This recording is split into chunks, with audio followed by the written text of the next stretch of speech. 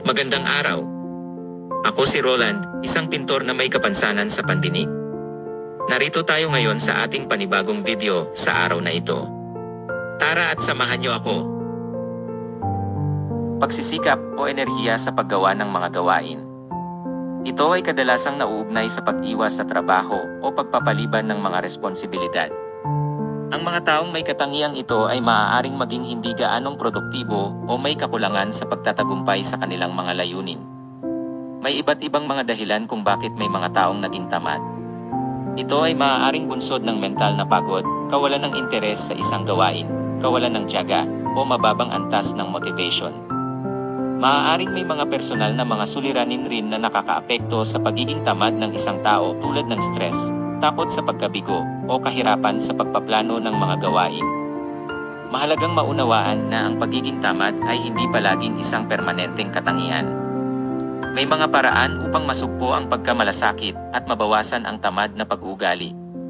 Ito ay maaaring kasama ang paggamit ng mga estratehiya sa pag-organisa, pagtatakda ng malinaw na mga layunin, pagbibigay ng sobrang motibasyon sa sarili, at paggamit ng mga diskarte sa pag-aayos ng panahon.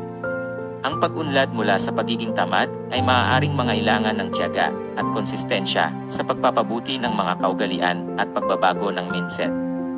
Mahalagang magkaroon ng determinasyon at patuloy na pag-aaral upang mapagtagumpayan ang pagiging tamad at makamit ang mga layunin sa buhay.